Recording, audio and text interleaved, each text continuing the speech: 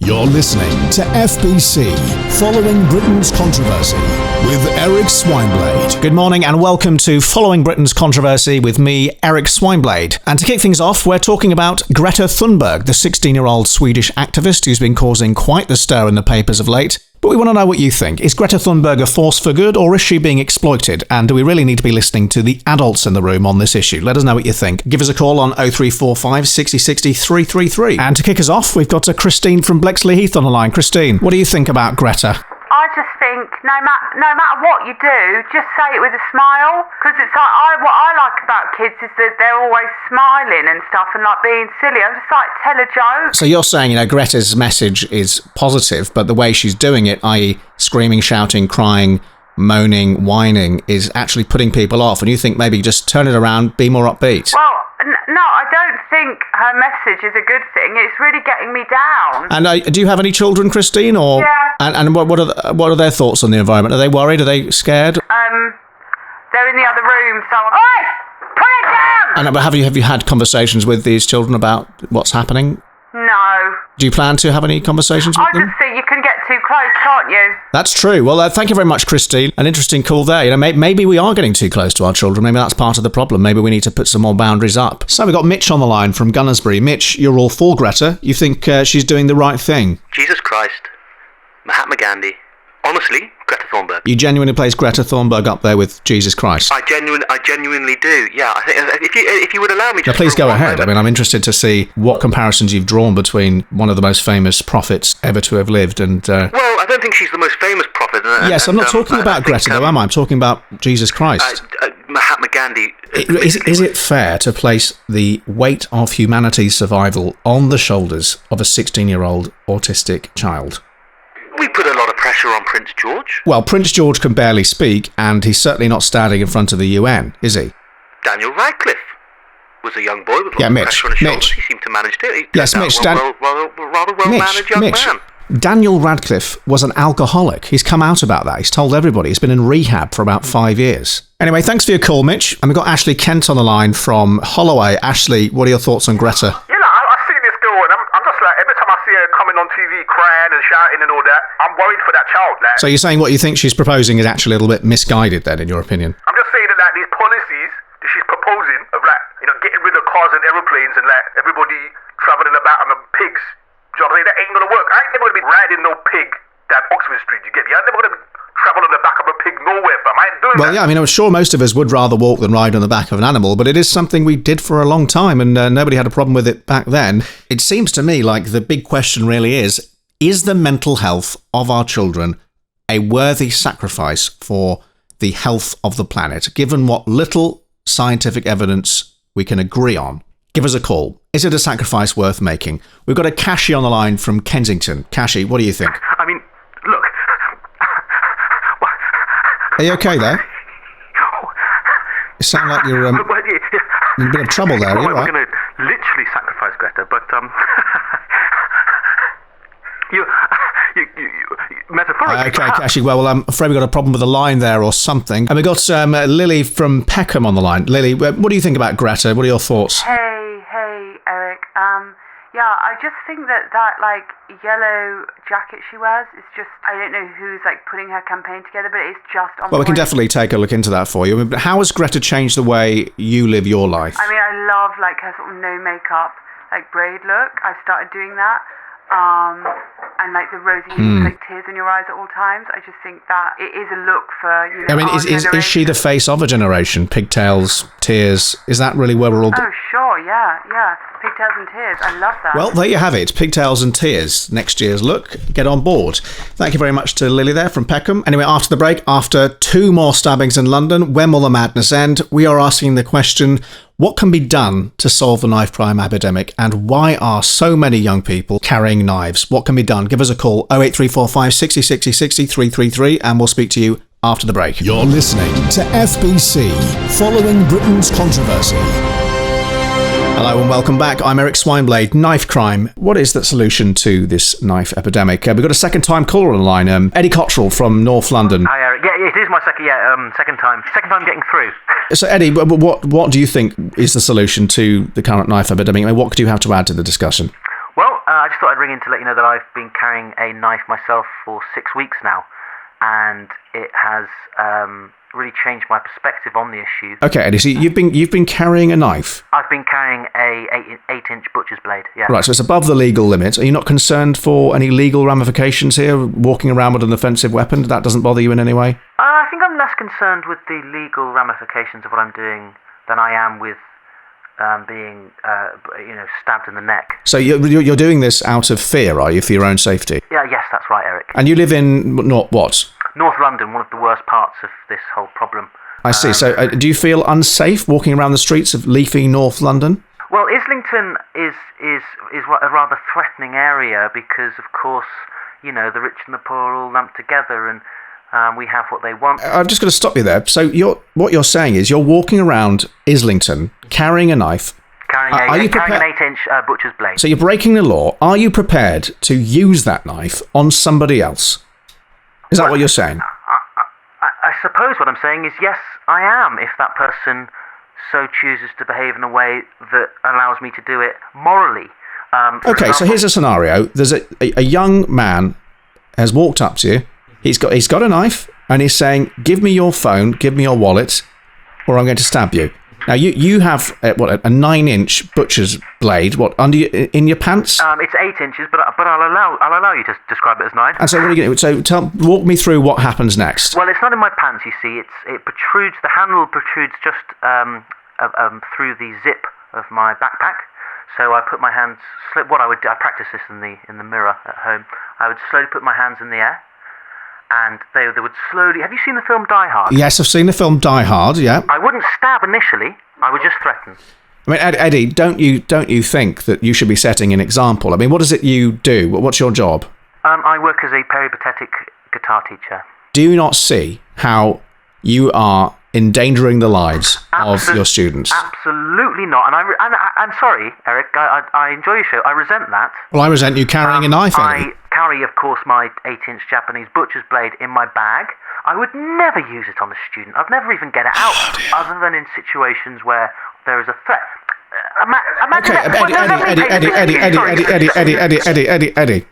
Eddie, please. What happens when that knife, for example, is exposed? The child in question who you're teaching guitar to sees that you're carrying a knife. What's he going to walk away from that with? What kind of lessons is he going to get from that? Let me paint a situation for you. Let's say we're waiting outside of Andrew Dawson's drum class to finish, and we hear scuffling, we hear screams. There's a knife! There's a knife! There's a knife!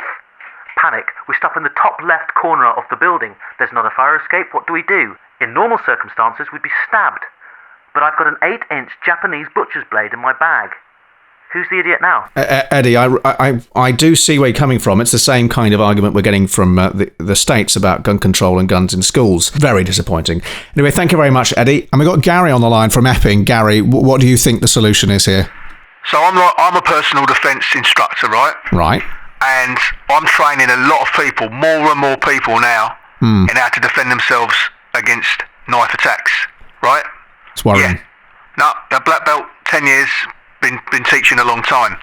Okay. Now, what's happening here, the solution we need is to channel that violent energy, that anger, into a constructive, disciplined force. Or use that force to go and kill the ISIS over in Syria or whatever. Do you know what I mean? Get them over there. Use the energy correctly. Channel that yang, channel that yin to destroy the enemy. Whoever that enemy might be. Today it's ISIS, right? Well, ISIS have been defeated now. Right, well, it might be Germany in a few years. What I'm saying is, let's re-channel that energy, let's reform it, and use it in a positive way. Okay. Do you know what I mean? Yeah, well, thanks a lot for that, Gary. I don't think we'll be fighting another war with Germany anytime soon, but nonetheless, we're moving on. After the break, we're going to be talking about sex ed in schools. There have been calls from various activist organisations to lower the age of sex ed to 6 years old and start talking about things in very frank terms. Is 6 simply too young? Have we lost our way? Give us a call, 0345 60 60 60 333. You're listening to FBC, Following Britain's Controversy. And today we're talking about sex ed in schools. Are we perhaps a little bit repressed these days when it comes to the human body and our sexuality? My question to you is, do we need to get real and let slip the dogs of war when it comes to sex ed? We've got Ian on the line from Norfolk. Ian, what do you think about this?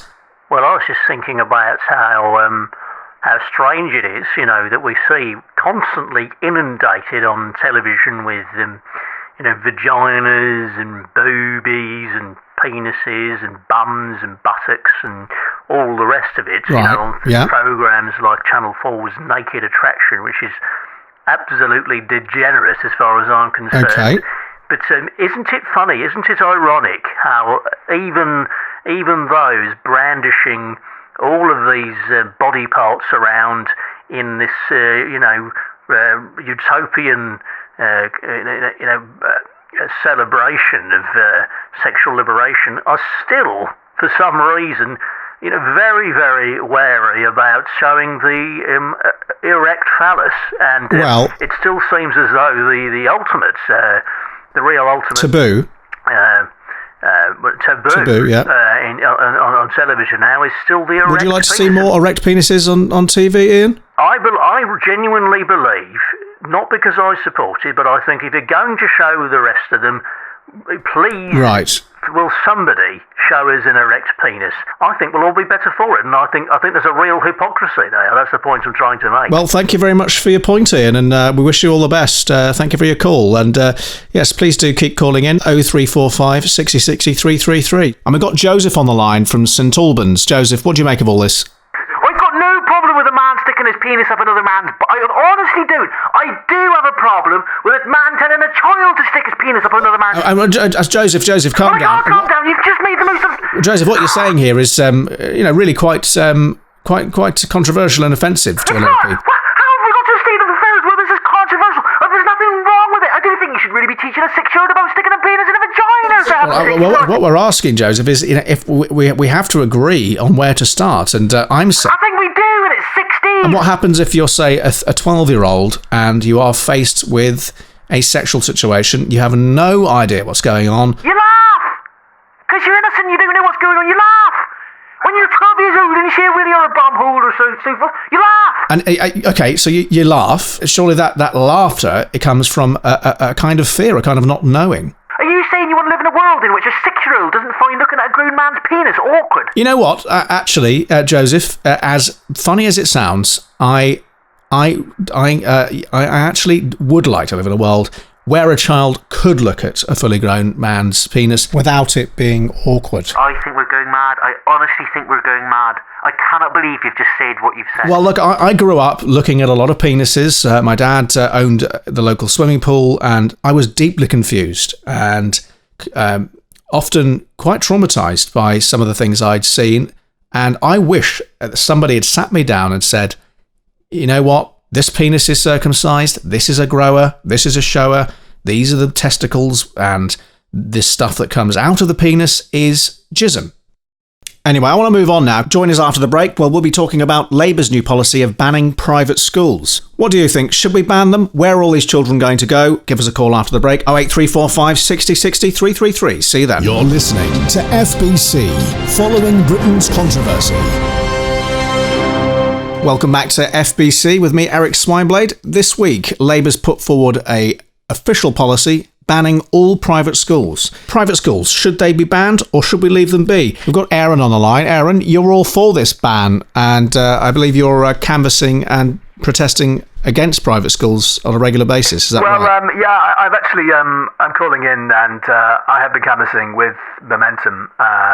This private school system is creating a divided society where a proportion of very privileged people like Boris Johnson, like Jacob Rees-Mogg, have access to superior education, and by the time they're in year 9, they are 3 years ahead of everybody else. So rather than having a meritocratic system where we encourage excellence through competition, you just want to bring everybody down to your level and have a completely mediocre system. Well, no, I'm not saying everything has to be mediocre. I'm just saying everything has to be equal. And I just think you completely mincing my words, quite frankly. Right, well, can we just go into the practical elements of how you would actually go about taking away private schools if there was, say, resistance to that idea? Well, this is it's a simple fact that sometimes in order for revolution to occur, violence is necessary. It's violence occurs when talking is over, and if these people are not prepared to give up their greed, then we are coming for you. That's why we're here. It seems to me like you're suggesting the use of violence here, which is completely unjustified.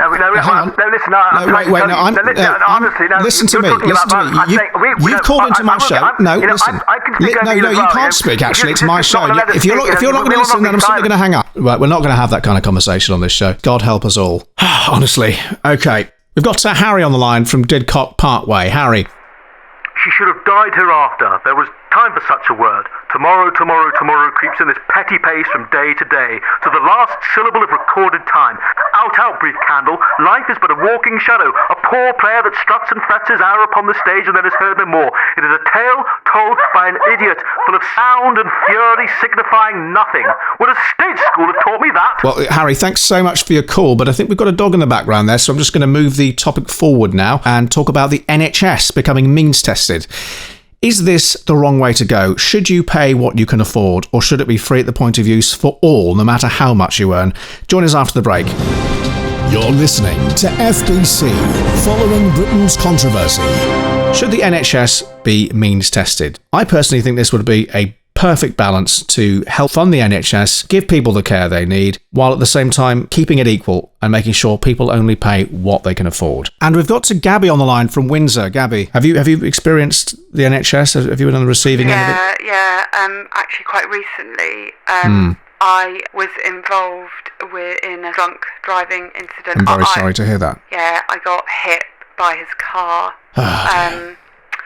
But I've sort of lost the feeling in oh no, one side. Oh, Gabby, I'm so sorry to hear this. And I'm fine.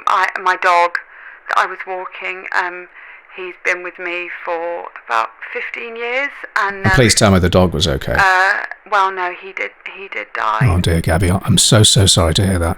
Yeah. And when you went to the hospital to receive the treatment, were you seen straight away, or? I got to the hospital, and I had said goodbye to my husband that morning, and he'd gone to work, and just complete coincidence, I was running, and my husband was just kissing goodbye to one of the nurses.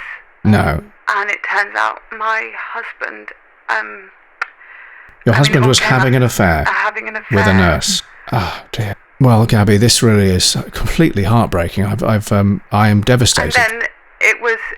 I know you're not allowed phones in the hospital, so no. I do apologise for that. But I got a call from my mum. Yeah. And unfortunately, no. My dad had passed away on his lunchtime nap. Gabby, I really am. Obviously, you know this system intimately well, better than anybody. I had to wait, on top of that, 4.5 hours to be seen, so something has to change at the NHS. I am gobsmacked. I mean, this is exactly why I'm saying we need to have a system whereby, if you had the money then, you could have been seen straight away, or if other people had been paying to see it, you wouldn't have had to wait that long in that situation, given what you've gone through. And that just really put a downer on my day. Gabby, I'm surprised you've even called. It's incredible to hear your courage and hear your story. And how do we heal our broken NHS?